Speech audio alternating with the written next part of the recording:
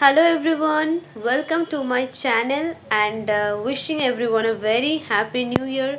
I have completed my graduation and now I'm studying master degree in public administration from Indira Gandhi National Open University. बहुत लोगों को लगेगा कि यार public administration लेके पढ़ रहे हो तो फिर पॉलिटिकल साइंस ये सब क्यों। मैं ये कहना चाहता हूँ पब्लिक एडमिनिस्ट्रेशन एक ऐसा सब्जेक्ट है जो बहुत कुछ रहता है पब्लिक एडमिनिस्ट्रेशन में, तो it's related political science and मेरा क्लास 11-12 में सब्जेक्ट पॉलिटिकल साइंस था। I know and I love the subject and जो लोग पॉलिटिकल साइंस को पढ़ना पसंद करता है they will understand how beautiful this subject is.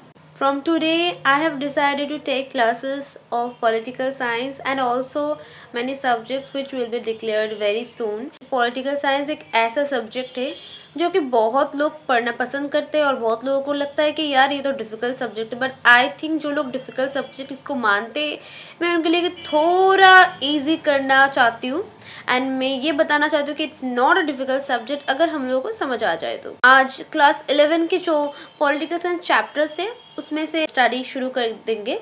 First chapter जो है कॉन्स्टिट्यूशन व्हाई एंड हाउ. मेरे जो स्क्रीन है वहाँ पर आप देख सकते हैं कि मैंने प्रेजेंटेशन बना दिया है अकॉर्डिंग टू दिस चैप्टर. आज जो हम बताएंगे that is why do we need a constitution. तो स्क्रीन पर भी आप देख सकते हैं और अगर आप लोगों का कोई भी क्वेश्चन है regarding to this chapter you can ask the question in the comment. I will always try to help.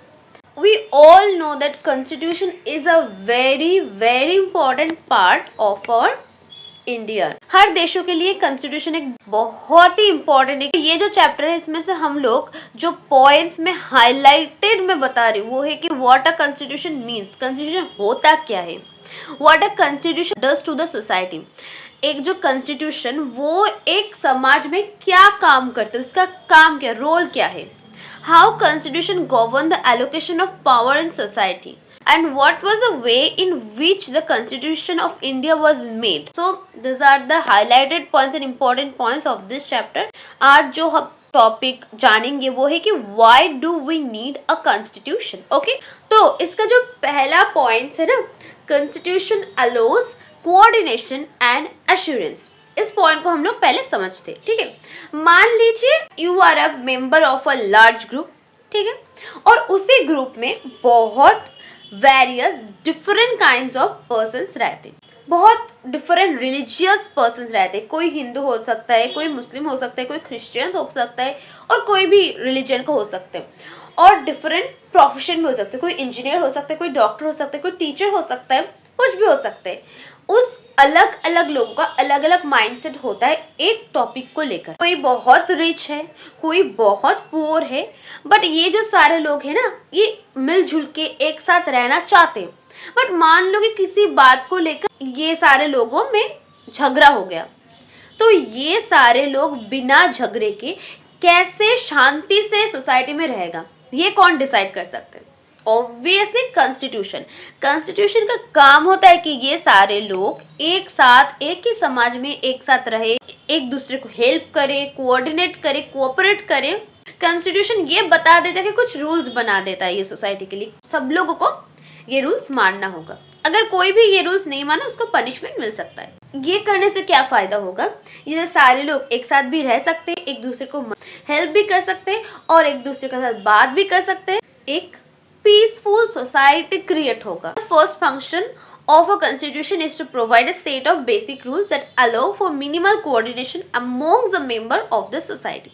Next point है specification of decision making powers. A constitution is a body of fundamental principle coordinating to which a state constituted or governed. हमारे ये जो society है यहाँ पर बहुत सारे लोग रहते हैं. मान लो एक ग्रुप का लोग कहा वो जो पार्टी है वो ज़्यादा अच्छे से गवर्न कर सकते हैं और एक ग्रुप कहा कि वो जो पार्टी है वो ज़्यादा अच्छे से गवर्न कर सकता है, रूल कर सकता है.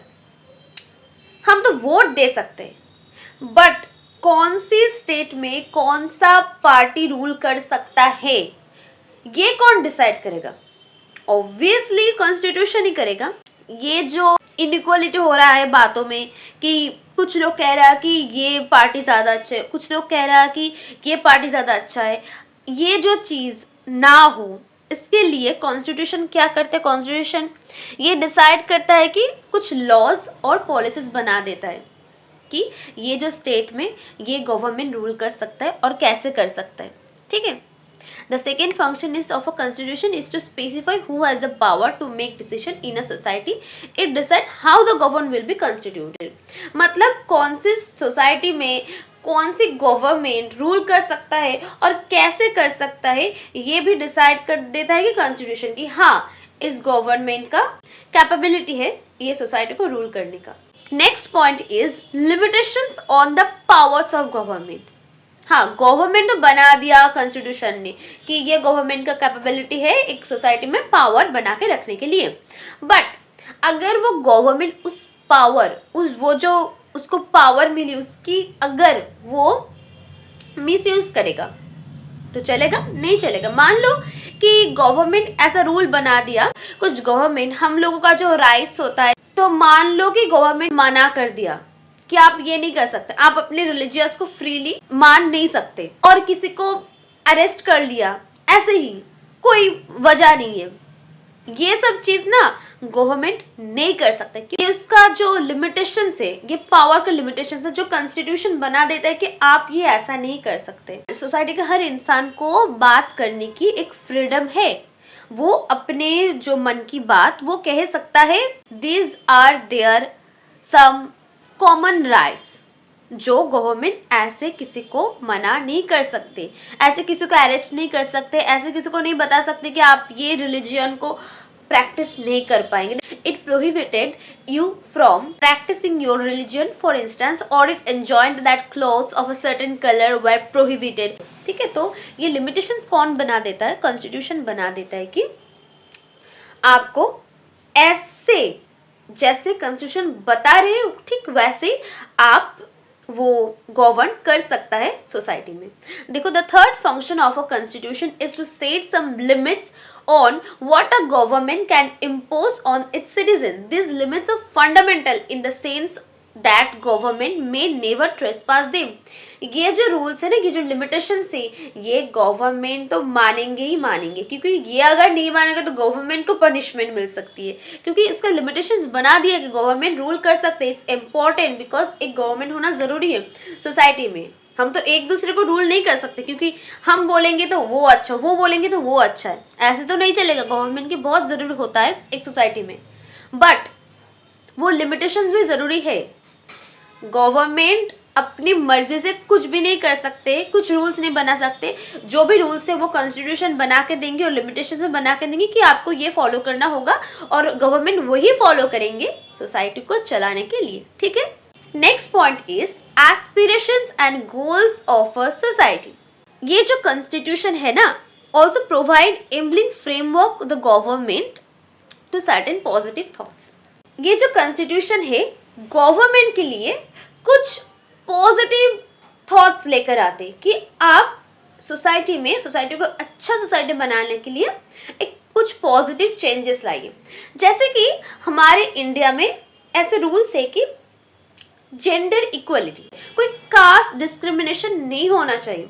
हम सारे जो रिलीजियस के लोग हैं एक साथ रहते हैं, कोई कास्ट डिस्क्रिमिनेशन नहीं है। कोई कास्ट को बहुत ऊंचा करके दिखा दिया, कोई कास्ट को लो स्टैंडर्ड पे लाया, ऐसा नहीं चल सकता है। सभी कास्ट, सभी रिलीजियस के लोग हम एक दूसरे से बहुत शांति से एक दूसरे को हेल्प करके बात करके रहते हैं, तो कास्ट डिस्क्रिमिनेशन नहीं है। कि हम एक दूसरे को रेस्पेक्ट करते हैं। हमारे सोसाइटी में हर तरीके के लोग रहते हैं, कोई रिच है, कोई पुअर है, कोई हिंदू है, कोई मुस्लिम है, कोई क्रिश्चियन है, बट हम एक दूसरे के साथ शांति से रहते हैं। सो ये जो इक्वलिटी, ये जो पॉजिटिव चेंजेस लाया है, तो वो कौन लाया? गवर्नमेंट लाया। और गवर्नमेंट को कौन लाने को कहा? कॉन्स्टिट्यूशन। ऐसे अगर हम पॉजिटिव चेंजेस लाएंगे तो हम हमारे जो गोल्स है, एक्टिविटीज, वो हम पूरा कर सकेंगे। ये भी बहुत एक इम्पॉर्टेंट फंक्शंस है। और लास्ट जो पॉइंट है वो है fundamental identity of a people. Identity 3 types के होते हैं। लाइक नेशनल आइडेंटिटी होता है। हमारे जो नेशनल आइडेंटिटी है वो हमारे देश जो पर हर तरह के लोग रहते हैं, तो इससे पता चलता है कि हमारा नेशनल आइडेंटिटी क्या है। मोरल आइडेंटिटी होता है एंड ऑल्सो पॉलिटिकल आइडेंटिटी। हर एक जो लोग होता है, इंडिविजुअल पर्सन्स, उसका जो फ्रेमवर्क, उसका जो गोल्स, उसका जो फ्रीडम, ये सारे चीज़ मिलके एक मोरल आइडेंटिटी होता है। पॉलिटिकल आइडेंटिटी हर एक स्टेट का एक बेसिक नॉर्म्स होता है, बेसिक बिलीफ सिस्टम होता है, उसके ऊपर डिपेंड करके वो कौन से पॉलिटिकल सिस्टम को ज़्यादातर ज़्यादा विश्वास करते, वो एक पॉलिटिकल आइडेंटिटी हो जाता है। ठीक है, political identity, moral identity and national identity, ये सारे तीनों चीज़ fundamental identity of a people होता है। ये जो आइडेंटिटी हर एक कंट्री में अलग अलग होता है। हमारे कंट्री में अलग है तो दूसरे कंट्री में भी अलग होंगे, क्योंकि वहाँ पर अलग तरह के लोग रहते, उन लोगों का बिलीफ सिस्टम, उन लोगों का जो फ्रेमवर्क, एस्पिरेशंस, गोल्स भी अलग होंगे, तो वहाँ पर भी आइडेंटिटी अलग होंगे। Constitution express the fundamental identity of a people because it's important. Okay, I hope आप ये वीडियो देखकर ये समझ गए कि कॉन्स्टिट्यूशन का क्या काम होता है, फंक्शंस क्या होता है, और हम लोगों को कॉन्स्टिट्यूशन की ज़रूरत क्या है। ठीक है, तो हम जो नेक्स्ट वीडियो में आएंगे, ये चैप्टर अभी ख़त्म नहीं हुआ, just I have told the functions of the constitution. अगले जो वीडियोस आएंगे ना, हम कॉन्स्टिट्यूशन के बारे में और ज़्यादा जानेंगे। And I think that political science एक ऐसा सब्जेक्ट है जिसमें आप लोग ना सिर्फ पॉलिटिकल साइंस को सिर्फ लोग समझते कि सिर्फ पॉलिटिक्स के बारे में, but it's not about only politics, it's about our state, our country, our society. So it's a part of social science and it's a very interesting subject अगर हम लोग समझ गए। और ये जो चैप्टर्स है ना, इसका सारे नोट्स मैं प्रोवाइड करूँगी। मेरा जो टेलीग्राम चैनल है, व्हाट्सअप चैनल है, वहाँ पर मैं सारे जो नोट्स है मैं प्रोवाइड कर दूँगी। सारे नोट्स मैं बनाती हूँ एंड वो सारे नोट्स आपको मिल जाएंगे PDF के तौर पर। ठीक है, so thank you for watching this video and see you soon in the next videos.